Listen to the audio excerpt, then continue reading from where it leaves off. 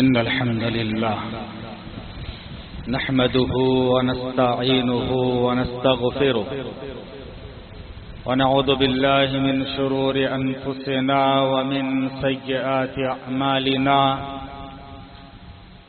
من يهده الله فلا مضل له ومن يضلل فلا هادي له واشهد ان لا اله الا الله وحده لا شريك له واشهد ان محمدا عبده ورسوله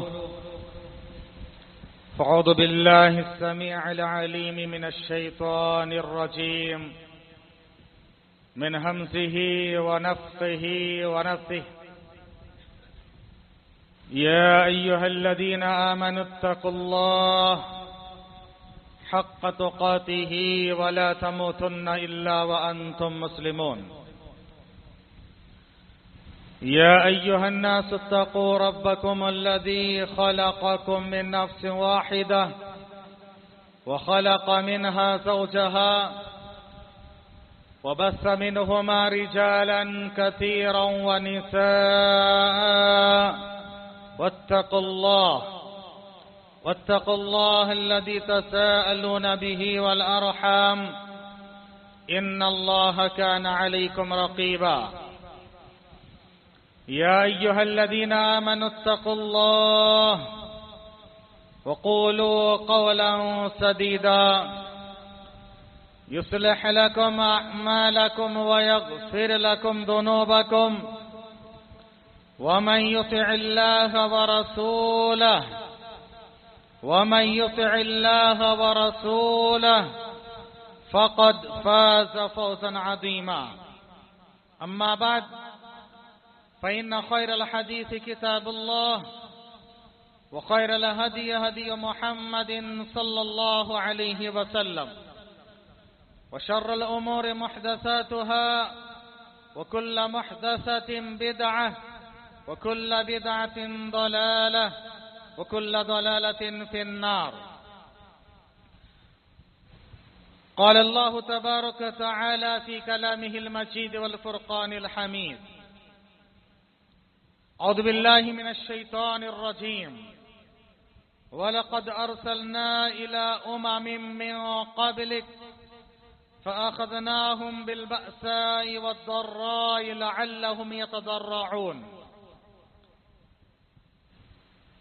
فلولا إذ جاءهم بأسنا تضرعوا ولكن قست قلوبهم وزين لهم الشيطان ما كانوا يعملون فلما نسوا ما ذكروا به فتحنا عليهم أبواب كل شيء حتى إذا فرحوا بما أوتوا أخذناهم بغتة فإذا هم مبلسون فقطع دابر القوم الذين ظلموا والحمد لله رب العالمين.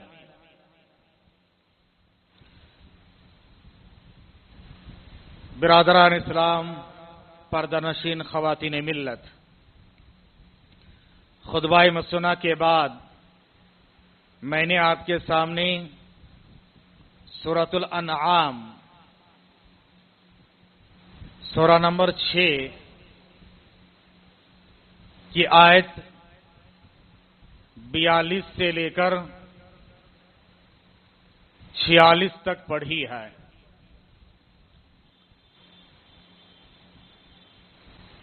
ان آیتوں میں اللہ تعالی نے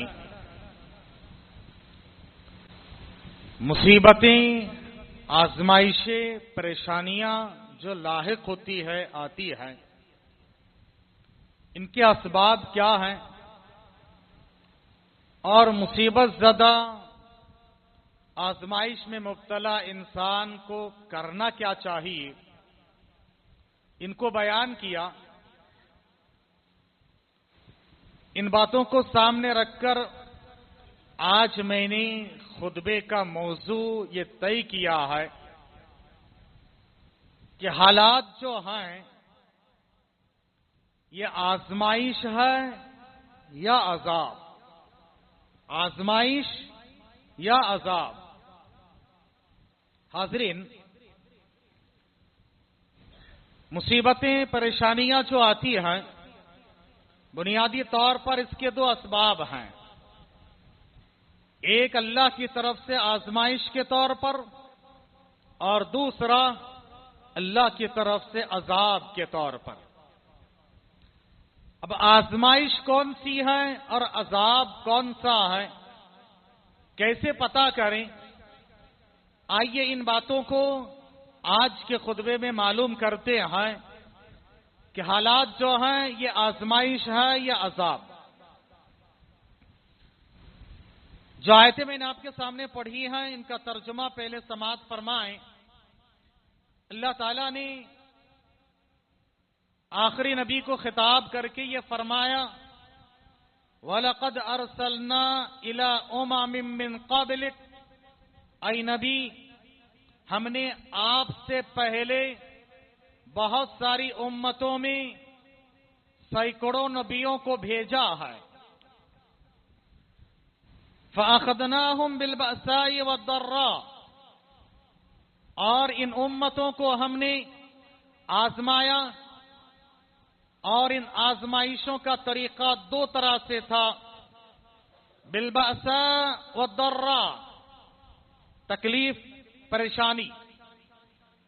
मुफस्सिर कुरान इब्ने कसीर लिखते हैं कि बअसा से मुराद महंगाई, मालो दौलत में कमी, तिजारत व कारोबार में घाटा, फसलों का कम होना, कहसाली, भुखमारी, यानी माली परेशानी मुराद है।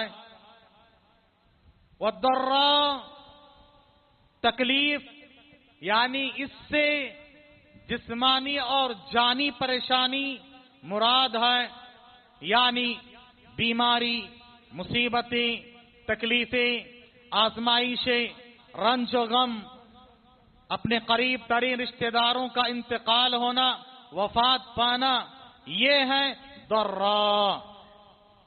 तो अल्लाह ताला इन दोनों रास्तों से हर उम्मत को आजमाया। मकसद क्या है?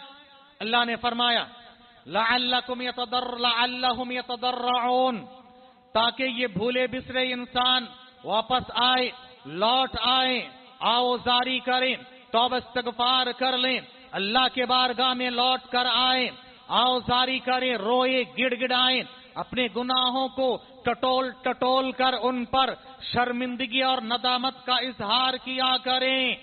अल्लाह ने आगे पैगाम देते हुए फरमाया, फलौला इद जाअहुम बअसुना तदर्रऊ, जब मेरा अजाब या मेरी आजमाइश उन तक पहुंची तो उन लोगों ने आओजारी क्यों नहीं की? उन लोगों ने रोया क्यों नहीं? उन लोगों ने अल्लाह के बारगाह में तौबा इस्तिगफार क्यों नहीं किया? ये क्यों का मतलब उनको करना चाहिए।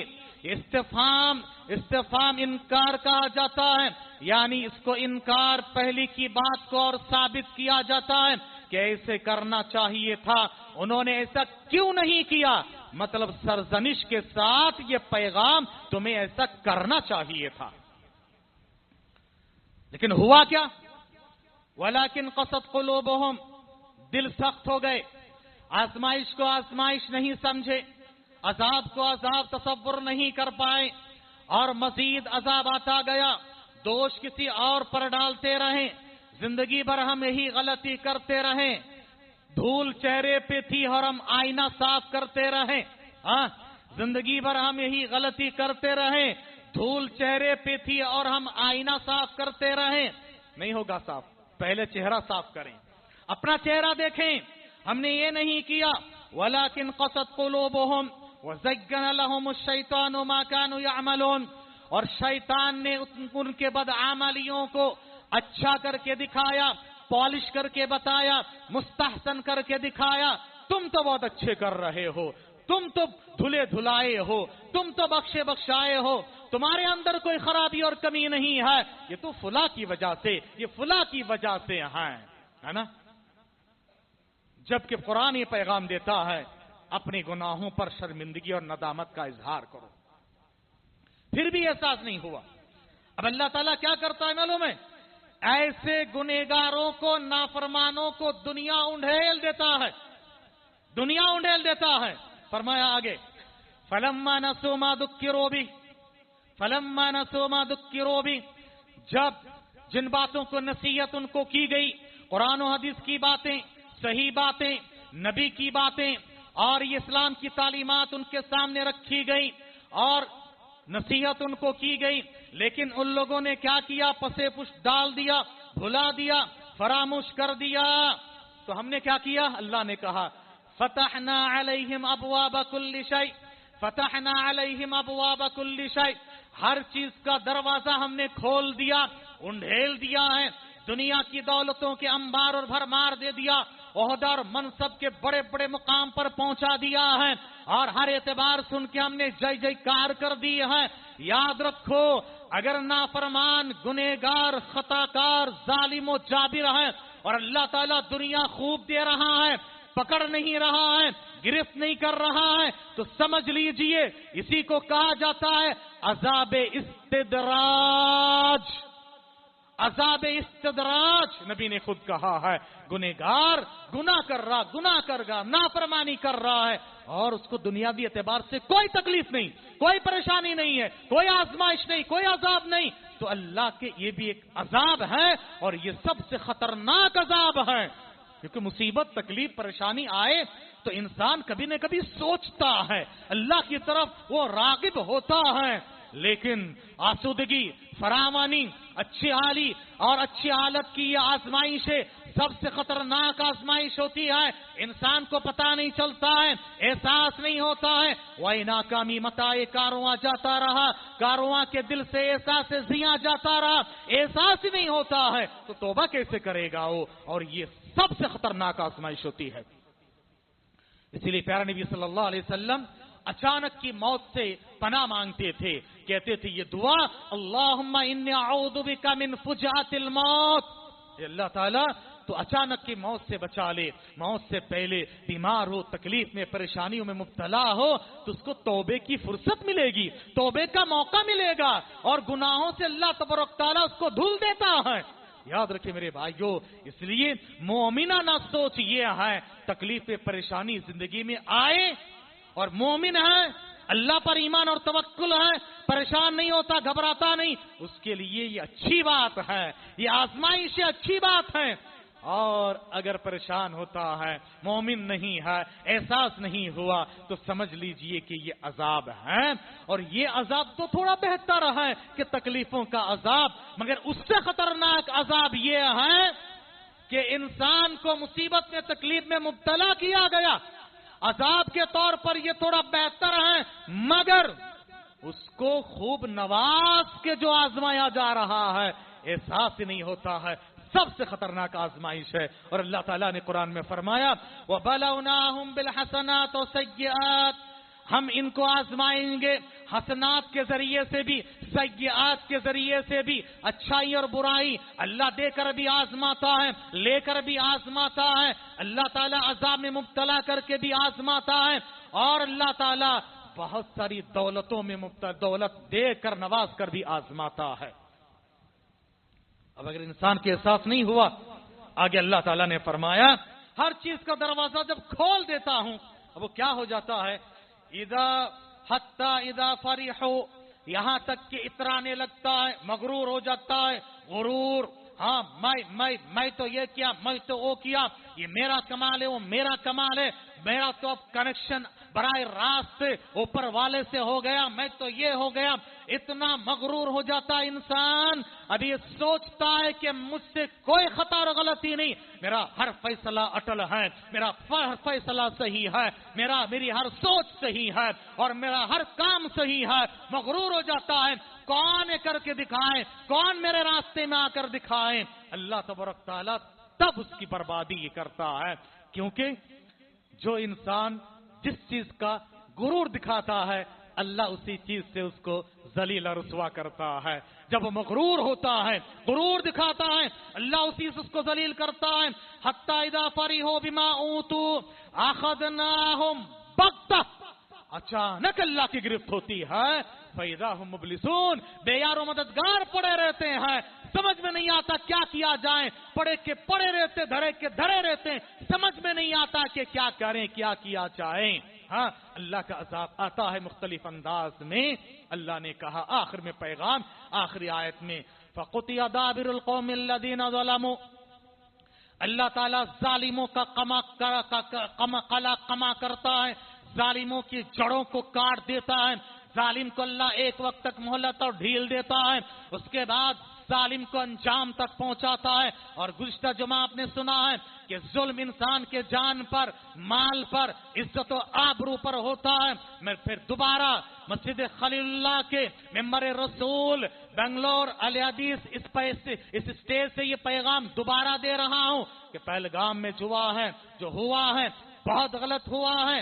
یہ بہت بڑی ایک دہشت گردی ہے اور ایک وحشیانہ ہے، سفاکانہ حملہ ہے، انسانیت دوز اور سوز ہے، اور ساتھ ہی ساتھ یہ کچردی اور کج فہمی ہے، اور یہ غلط کاری ہے، اور یہ بہت ہی بڑی غلطی اور بھول ہے۔ اسی لیے گزارش ہے کہ جن لوگوں نے یہ کام کیا ہے پوری تحقیق کے ساتھ، انصاف کے ساتھ، منصفانہ، عادلانہ اور ایک دم جس کو نشپکش کہا جاتا ہے، کسی طرح کے جھول کے بغیر صحیح تحقیق اور تمہیز ہونی چاہیے، اور مجرمین کو کیفر کردار تک پہنچانا چاہیے تاکہ دوبارہ اس طرح کے کام نہ کریں، اور جو لوگ ان کے پیچھے ہیں ان کو بھی انصاف کے ساتھ ڈھونڈ نکال کے کیفر کردار تک پہنچانا چاہیے۔ غلطی کوئی کرے اور سزا کسی اور کو دے، یہ کسی بھی اعتبار سے مناسب نہیں ہے۔ اسلام بھی اس کے خلاف ہے، ساری دنیا اس کے خلاف ہے، اور کوئی کرے اور ساری کمیونٹی پہ اس پہ لقب ٹھوک دیا جائے، یہ بھی غلط ہے، یاد رکھیے میرے بھائیو۔ اور جو لوگ مارے گئے ان کے ساتھ ہم ہمدردی کرتے ہیں، اور ان کے گھر والوں کے ساتھ، یہ ہمارا پیغام ہے۔ سارا ملک ایک ساتھ ہے، سارے ملک اس کے خلاف ہے، اور ہم سب اس کے خلاف ہے، یاد رکھیے میرے بھائیو۔ لیکن سوال یہ پیدا ہوتا ہے، تیری رہزنی کا سوال ہے، تیری رہبری کا سوال ہے کہ یہ ہوا کیوں، اس سے پیچھے کیا ہے اور کیا کار فرما ہے۔ جڑوں کو ڈھونڈنا چاہیے، انصاف کے ساتھ فیصلہ ہونا چاہیے، اور نہ یہ ایک بہت بڑا ظلم ہے، اور ظالموں کے قما اللہ کرے گا، ایک نہ ایک دن ظالموں کو ختم کر کے رہے گا۔ قطع دابر القوم الذین ظلموا والحمد للہ رب العالمین۔ اور مومنوں کو جب نجات دیں، اللہ تبارک تعالیٰ کی تعریف اور توصیف اس وقت بیان ہونی چاہیے۔ حاضرین، یہ دنیا میں اللہ تعالیٰ کا قانون ہے۔ اللہ تبارک تعالیٰ انسان کو وقتاً فوقتاً چوکنا کرتا ہے۔ اللہ نے سورۃ توبہ میں فرمایا، افلا يرون انہم یفتنون فی کل عام مرۃ و مرتین، یہ لوگ غور و فکر نہیں کرتے ہیں کہ سال میں ایک دو مرتبہ آزمائے جاتے ہیں، لیکن ان کو احساس نہیں ہے، غور و فکر نہیں کرتے ہیں۔ ولا یتوبون ثم لا یتوبون، اور توبہ استغفار نہیں کرتے ہیں۔ یاد رکھیے میرے بھائیو، جس طرح سے فلسطینیوں پر ظلم ہو رہا ہے اور ظلم کی انتہا ہے، ہم ان کے ساتھ بھی ہیں، اور جو ایسے ظالم ہیں ہم ان کے خلاف بھی مکمل طریقے سے ان کے ہم مذمت کرتے ہیں، نندا کرتے ہیں، کھنڈن کرتے ہیں، کنڈن کرتے ہیں۔ یاد رکھیے میرے بھائیو، کیسے کیسے ظلم وہاں پر ہو رہا ہے، کیسی کیسی درندگی اور وحشیت ہے، یہ وحشیانہ حملہ ہے میرے بھائیو۔ یاد رکھیے یہ ظالموں کو اللہ تعالیٰ انجام تک پہنچاتا ہے۔ وقتاً فوقتاً کیسی کیسی آگ لگتی ہے، ابھی بھی دیکھو اسرائیل میں خطرناک آگ لگی ہوئی ہے، اس سے پہلے کہ سپر پاور میں زبردست آگ لگی اور سارے کے سارے بندوبست ڈھیر ہو کے رہ گئی ہے۔ جب جاپان نے کہا کہ ہم نے سونامی سے، آسمانی آفتوں سے مقابلہ کرنے کے لیے ہر بندوبست کر لی ہے، اللہ نے اسی سرزمین سے ہی اللہ تبارک تعالیٰ نے سونامی کی لہروں کو اٹھایا ہے۔ یاد رکھو، اللہ کے سامنے مغرور مت ہو جاؤ، بلکہ آؤ اللہ کے سائے تلے آ جاؤ، اللہ کے رحمت کا آسرا لے لو، تب جا کے تمہیں فائدہ ہوگا، ورنہ یہ فائدہ نہیں ہونے والا ہے۔ انسان کی زندگی آزمائش ہے۔ الذی خلق الموت والحیات لیبلوکم ایکم احسن عملا، زندگی ہے آزمائش کے لیے، مگر آزمائش میں وہی آدمی بہتر ہوتا ہے سبق سیکھ کر، احسن عملا، کہ کون بہترین عمل کرتا ہے. یہی پیغام ہے میرے بھائیوں. دنیا میں تکلیف پریشانی جو آتی ہے، یاد رکھیں میرے بھائیوں، یہ دو بنیادی اسباب جیسے کہ میں نے عرض کیا ہے کہ پہلا کہ گناہوں کی پاداش میں انسان گناہ کرتا ہے، گناہوں کی پاداش میں اس کو عذاب میں مبتلا کیا جاتا ہے تاکہ وہ لوٹ آئیں. اللہ تبارک تعالیٰ نے سورہ نساء کی آیت نمبر 79 میں فرمایا وَمَا أَصَابَكَ مِن سَيِّئَةٍ فَمِن نَفْسِكَ، جو بھی تمہیں تکلیف اور پریشانی آئے یہ تمہارے اپنے ہاتھوں کی کمائی ہے. دوسری جگہ پر سورہ شورى آیت نمبر 30 میں اللہ نے فرمایا وَمَا أَصَابَكُم مِّن مُّصِيبَةٍ فَبِمَا كَسَبَتْ أَيْدِيكُمْ، جو بھی مصیبت تمہیں آتی ہے تمہارے اپنے ہاتھوں کی کمائی ہے. وَيَعْفُ عَن كَثِيرٍ، اللہ تعالیٰ بہت ساروں کو تو نظر انداز کر دیتا، معاف کر دیتا ہے. اور یہ دنیا کی مصیبت اور تکلیف آئے انسان کے احساس تو اچھی بات ہے. ترمذی کی صحیح روایت ہے، انس بن مالک رضی اللہ تعالیٰ عنہ فرماتے ہیں اذا اراد اللہ بعبد الخیر، نبی نے فرمایا اللہ تعالیٰ جب کسی بندے سے خیر چاہتا ہے، اور سے سنی حدیث، بہت پیاری حدیث ہے، اذا اراد اللہ بعبده الخیر، اللہ تعالیٰ جب کسی بندے سے خیر چاہتا ہے عجل له العقوبۃ فی الدنیا، دنیا میں اس کی سزا کو اللہ تعالیٰ جلدی دے دیتا ہے. دنیا میں سزا مل جائے اچھی بات ہے، آخرت میں بچ جائیں گے. یہاں معافی تلافی کر لو اچھی بات ہے، لیکن وہاں جا کر بہت بڑی مصیبت اٹھانی پڑے گی. وَإِذَا أَرَادَ اللَّهُ بِعَبْدِهِ الشَّرَّ، اور کسی بندے سے اللہ تعالیٰ شر چاہتا ہے، اس کو احساس نہیں ہوتا ہے، أَمْسَكَ عَنْهُ بِذَنبِهِ، اس کے گناہوں کے سبب اس کے عذاب کو ٹال رکھتا، روک رکھتا ہے اللہ تعالیٰ، اس کو عذاب نہیں دیتا ہے، ڈھیل دیتا، موقع دیتا، حتی یوافی بھی، یہاں تک کہ گناہ اور کرے اور کرے اور کرے. گناہ جتنے زیادہ ہوگا آخرت میں سزا اتنی سخت ہوگی. حتی یوافی بھی یوم القیامہ، قیامت کے دن پورا کچا چٹا نکالا جائے گا. یاد رکھو میرے بھائیو، دنیا میں مل جائے احساس اچھی بات ہے. معلوم ہوا کہ دونوں طرح سے اللہ کی آزمائش ہوتی ہے. اور بعض دفعہ اللہ تعالی آزما کر مومن کی زندگی میں گناہ نہیں ہے، کچھ بھی نہیں ہے، مگر پھر بھی تکلیف میں مصیبت میں مبتلا کرتا ہے. کیوں؟ رفع درجات کے لیے، مومن کے درجات کو بلند کرنے کے لیے. اور کبھی ایسا ہوتا ہے کہ اللہ تعالیٰ مومن بندے کو چاہتا ہے، پسند کرتا ہے، اور اس کی نیکیاں تھوڑی کم ہوتی ہے، کچھ غلطیاں ہوتی ہے، تو موت سے پہلے تکلیف اور مصیبت میں مبتلا کرتا ہے. اس پہ وہ صبر کرتا ہے تو اللہ تعالیٰ جنت میں جو اونچا مقام دینا چاہتا ہے، جس کے لیے اس کی نیکیاں کم ہیں، اللہ تعالیٰ موت سے پہلے تکلیف میں مصیبت میں مبتلا کرتا ہے، مال و دولت میں گھاٹا کر دیتا ہے، آل و اولاد کو وفات دے دیتا ہے، رشتہ دار و اقارب کو چھین لیتا ہے. اس پر جو صبر کرتا ہے، پل پل یاد کرتا اپنے رشتہ دار و اقارب کو، پل پل صبر کرتا.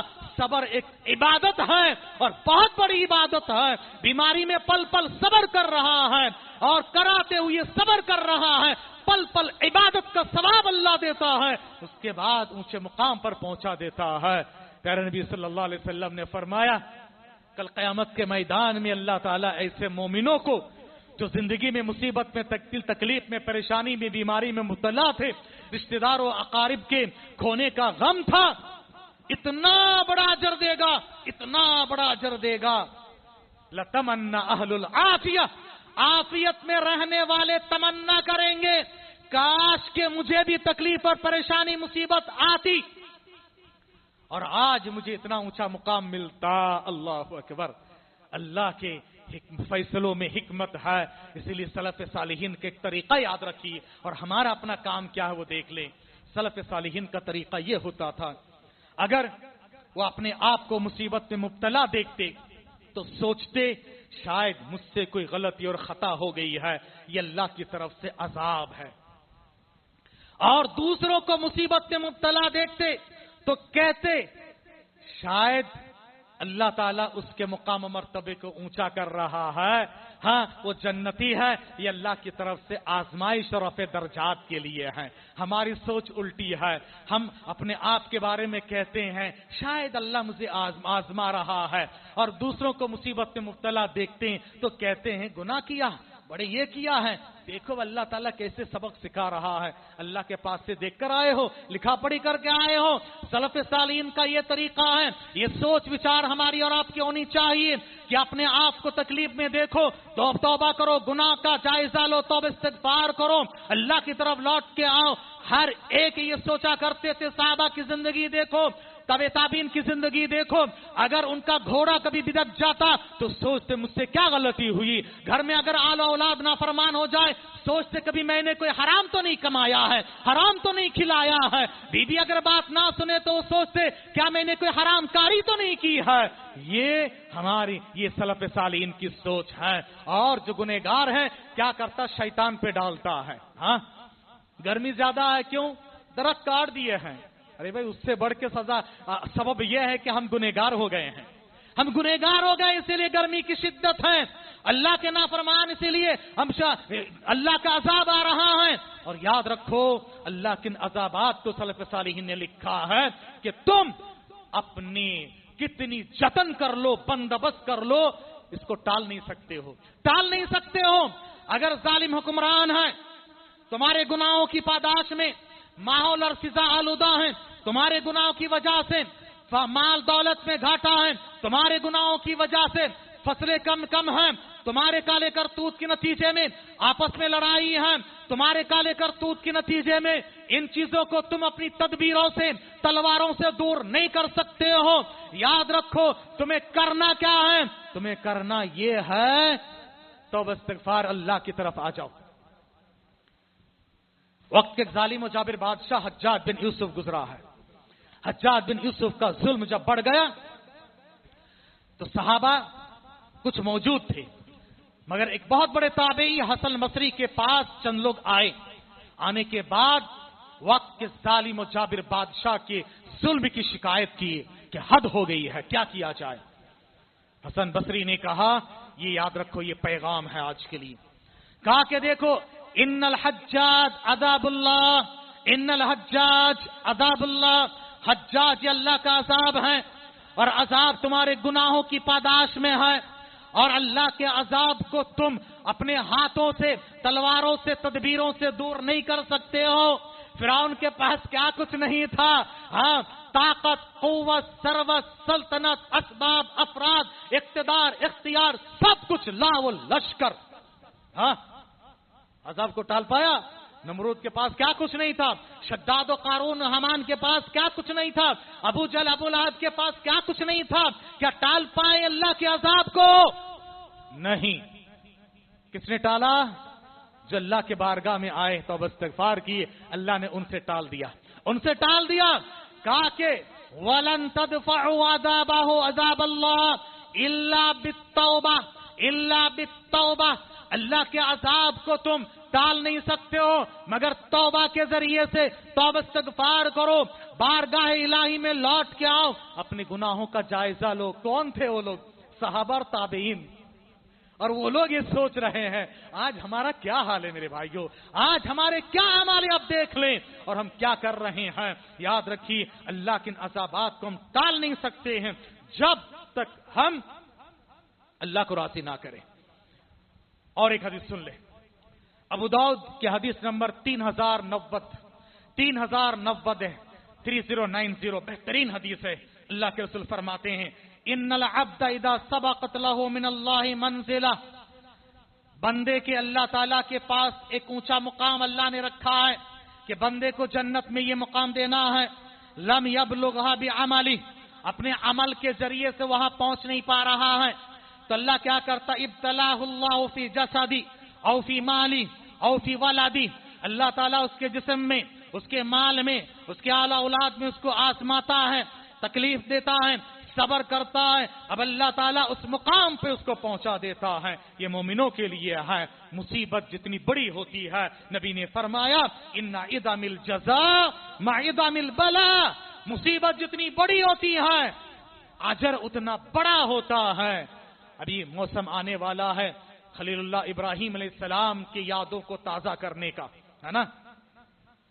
ملت ابراہیمی جس کی تعلیم ہر مومن کو دی گئی کہ فتبع ملت ابراہیم حنیفہ وَاتَّبِعُوا مِلَّةَ إِبْرَاهِيمَ حَنِيفًا، بار بار کہا گیا ہے ملت ابراہیم یاد رکھیے، یہی ہے کہ ساری زندگی آزمائش آزمائش آزمائش، اور آزمائشوں میں کھڑا اترنا یاد رکھیے۔ اللہ نے کیسے کیسے آزمایا ابراہیم علیہ السلام کو آپ جانتے ہیں، لیکن اللہ نے کتنا اونچا مقام دیا ان کو، ساری دنیا کا امام بنایا ہے، اور محمد صلی اللہ علیہ وسلم کے بعد سب سے اونچا مقام انسانوں میں اگر کسی کا ہے تو ہے ابراہیم خلیل اللہ علیہ الصلوۃ والسلام۔ یاد رکھیے میرے بھائیوں، یہ اللہ تعالیٰ جتنی بڑی آزمائش کرتا مومن کو اتنا اونچا مقام دیتا ہے، مگر آگے اللہ نے بھی فرمایا اللہ انہی کو آزماتا ہے مومن بندوں میں سے جن کو چاہتا ہے۔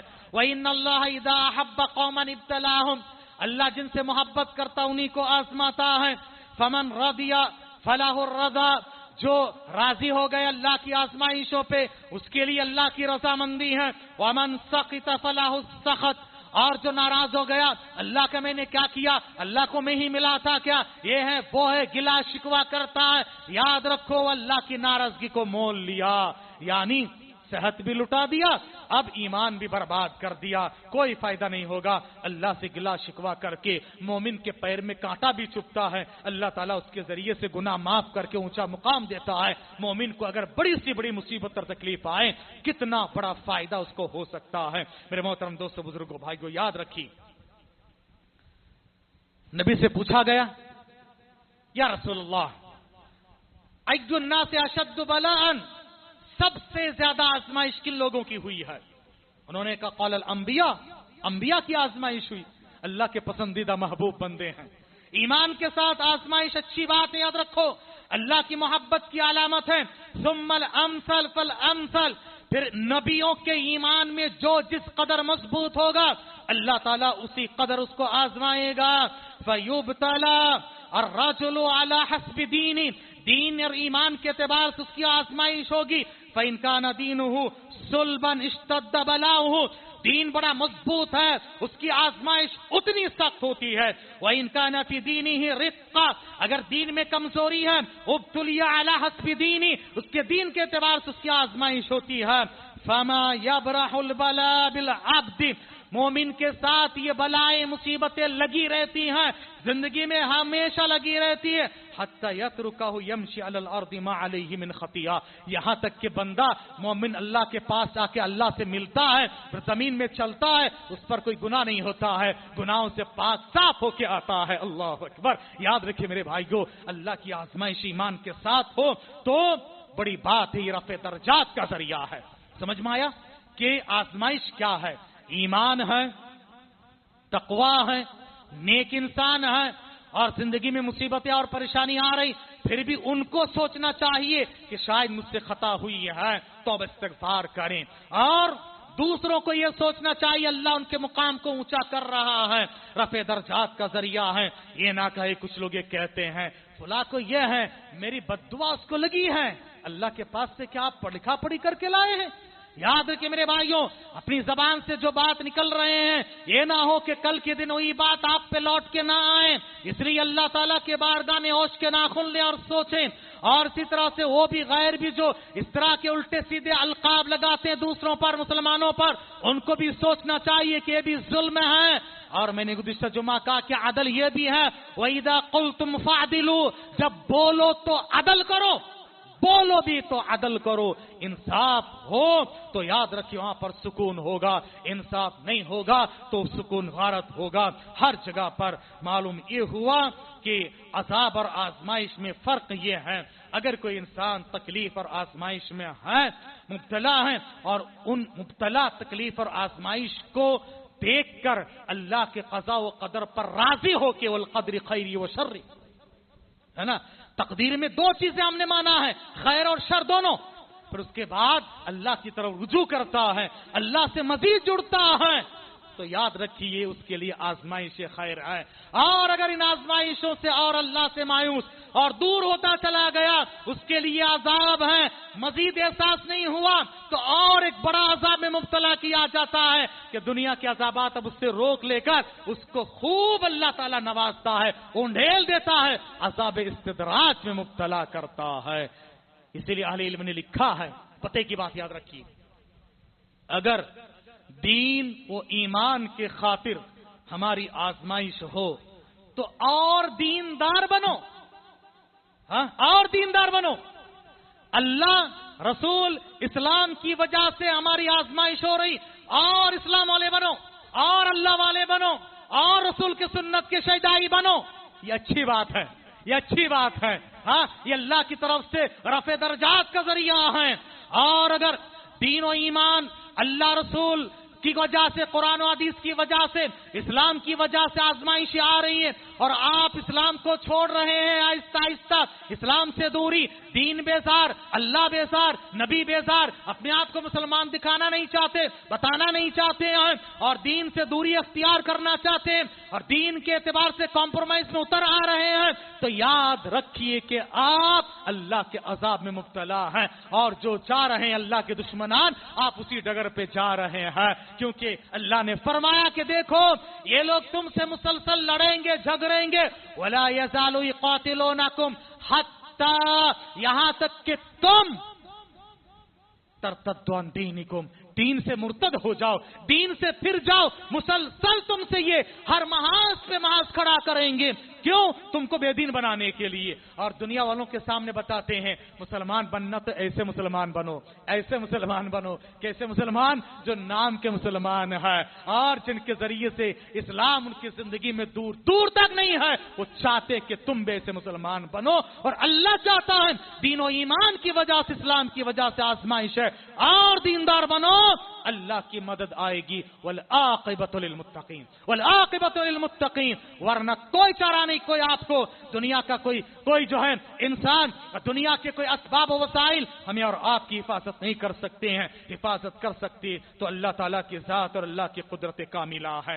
حاضرین گرامی، خلاصہ کلام ہی ہوا، شیخ عبد القادر جیلانی رحمہ اللہ نے بھی اس تعلق سے بڑے پتے کی بات بتائی، انہوں نے بھی کہا، اور ان کا جملہ بہترین جملہ ہے، انہوں نے کہا علامت الابتلاء علی وجہ العقوبہ والمقابلہ عدم الصبر عند وجود البلاء والجزاء والشکوى الى الخلق۔ دیکھو مصیبت اور تکلیف، آزمائشوں میں عذاب کی علامت یہ ہے، گلا شکوہ کرتا ہے، بے صبرا ہو جاتا ہے، واویلا مچانا شروع کرتا ہے، اور نا امید ہو کے بیٹھ جاتا ہے، تو یہ مصیبت میں مبتلا، یہ عذاب ہے۔ اور وہ علامت الابتداء ابتلاء تکفیرا و تمحیصا للخطیئات، اور گناہوں کی کفارہ، رفع درجات کے لیے جو آزمائش آتی ہے، اس کی علامت کیا ہے؟ وجود الصبر الجمیل من غیر شکوہ، اللہ سے شکوہ نہیں، صبر جمیل کرتا ہے، اور وہ آوزاری اللہ کے بارگاہ میں کرتا ہے، بے صبرہ نہیں ہوتا ہے، اللہ کی اطاعت و فرمانبرداری کی طرف لوٹ کے آتا ہے، اللہ تعالیٰ درجات کو بلند کرتا ہے، اور اس کے دل میں ان مصیبتوں میں بھی اطمینان ہوتا ہے۔ یہ بلال حبشی ہے، موت کے وقت میں مسکرا رہے ہیں، اور پتھر پہ، سینے پہ پتھر رکھا گیا ہے، سنگلاق وادیوں میں گھسیٹا گیا، پھر بھی آہد آہد کا نعرہ لگا کر دل میں سکون ہو رہا ہے، پریشانی نہیں ہے، موت کے وقت مسکراہٹ ہے۔ پوچھا گیا کہ کیا بات ہے؟ کہا کہ غدن القا احبہ، غدن القا احبہ، کل تو محبوبوں سے ملنے جا رہا ہوں۔ مومن کے لیے جس دن موت آئے ایمان کی حالت میں، اللہ راضی ہو، میں کہتا ہوں اس دن مومن کے لیے عید کا دن ہے، وہ خوشی کا دن ہے۔ تم اپنے محبوب سے ملنے جا رہے ہو، وہ ہمارے ماں باپ اور رشتے دار و اقارب، وہ ہمارے اولاد، وہ ہمارے عزیز، وہ ہمارے جو جن کو ہم نے رہنما مانا۔ بلال حبشی نے نبی کی طرف اشارہ کیا، محبوب نبی سے ملنے جا رہا ہوں۔ عالم برزخ میں اللہ تعالیٰ مومن بندوں کو، اپنے محبوبوں کو، رشتے دار و اقارب کو، چاہیتوں کو آپس میں ملاتا ہے۔ بتاؤ یہ تمہارے لیے عید کا دن نہیں تو اور کیا ہے؟ مومن پریشان نہیں ہوتا ہے، اسی لیے مومن کے بارے میں کہا ان الذين قالوا ربنا الله ثم استقاموا تتنزل عليهم الملائکہ الا تخافوا ولا تحزنوا وابشروا بالجنہ۔ خوف نہیں، آخرت کو فیس کرنے کا ڈر نہیں ہے، دنیا چھوڑنے کا غم ان کو نہیں ہوتا ہے، اللہ تعالی حامی و ناصر، کارساز و مددگار ہوتا ہے۔ حاضرین گرامی، خلاصہ کلام ہی ہوا کہ اللہ تعالیٰ کی طرف سے یہ جو آزمائشیں آتی ہے، ان کی جو یہ آزمائش ہے، یہ عذاب ہے، اس کو ہم کیسے معلوم کریں؟ میں نے ابھی آپ کے سامنے یہ باتیں رکھی ہے، اور سلف صالحین کا کیا طریقہ ہے ہم نے یہ بھی معلوم کیا ہے۔ اب ہم اپنی زندگی میں ٹٹولے دیکھیں، جائزہ لیں، اور لاہی عمل تیار کریں، سوچیں کہ یہ آزمائش ہے یا عذاب ہے، اور اگر عذاب ہے تو ہمیں کیا کرنا ہے؟ توبہ استغفار آوازاری سے دور کرنا ہے۔ آزمائش ہے، صبر کریں اور اللہ والے بنیں، اللہ تبارک تعالیٰ سے اچھی امید رکھیں، کیونکہ سلف کا یہ طریقہ ہے۔ زبیر کہتے ہیں، زبیر بن بکار ایک تابعی ہے، وہ کہتے ہیں کہ ان عباس رضی اللہ تعالی عنہ، نبی صلی اللہ علیہ وسلم کے چچا، جب قحط سالی آئی، بھوکماری آئی، بڑی پریشانی ہوئی، تو صلاۃ استسقاء کے لیے جب ان کے پاس عمر رضی اللہ تعالی عنہ پہنچے، عمر کی دور خلافت میں، کہ نبی تھے تو نبی سے ہم دعا کی درخواست کرتے تھے، اب نبی نہیں ہے، معلوم یہ ہوا کہ جو وفات شدہ ہے ان سے جا کے مانگنا نہیں ہے، اور جو زندہ ہے نبی کے چچا ان کے پاس آ کر کہا کہ آپ درخواست کیجیے، دعا کیجیے۔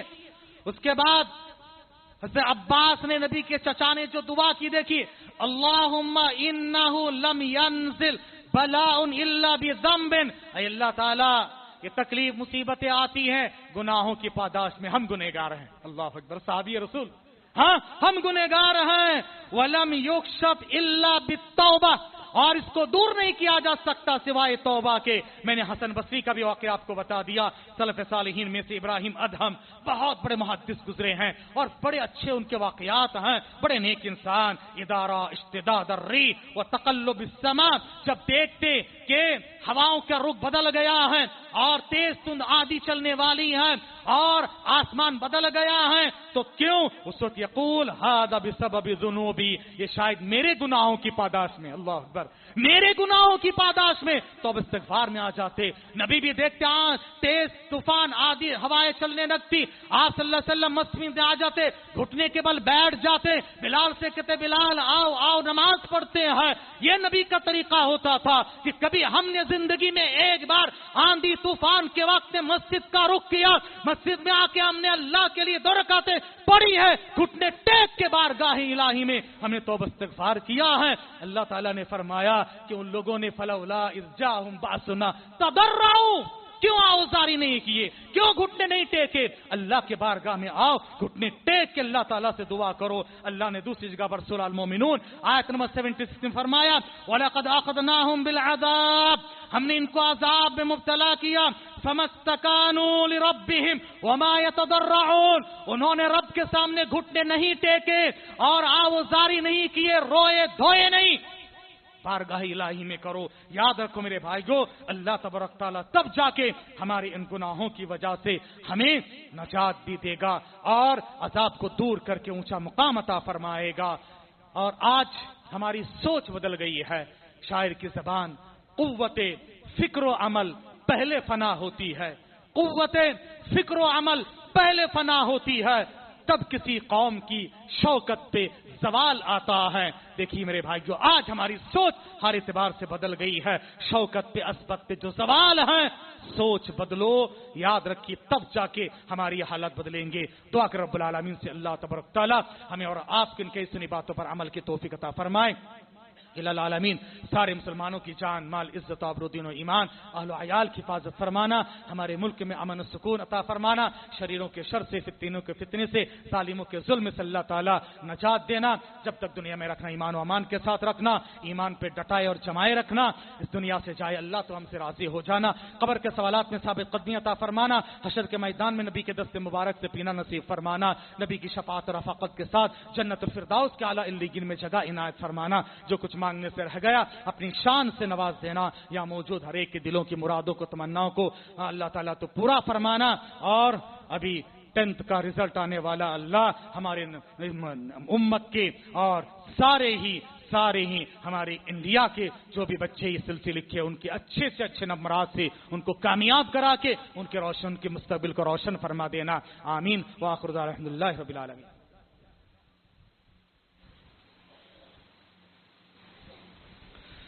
إن الحمد لله نحمده ونستعينه ونستغفره ونعوذ بالله من شرور أنفسنا ومن سيئات أعمالنا، من يهدي الله فلا مضل له ومن يضلل فلا هادي له، وأشهد أن لا إله إلا الله وحده لا شريك له، وأشهد أن محمدا عبده ورسوله۔ فأعوذ بالله السميع العليم من الشيطان الرجيم، من همزه ونفخه ونفسه، إن الله وملائكته يصلون على النبي يا أيها الذين آمنوا صلوا عليه وسلموا تسليما، اللهم صل على محمد وعلى آل محمد كما صليت على إبراهيم وعلى آل إبراهيم إنك حميد مجيد. عباد الله رحمكم الله، إن الله يأمر بالعدل والإحسان وإيتاء ذي القربى وينهى عن الفحشاء والمنكر والبغي يعظكم لعلكم تذكرون. اذكروا الله يذكركم وادعوه يستجب لكم ولذكر الله تعالى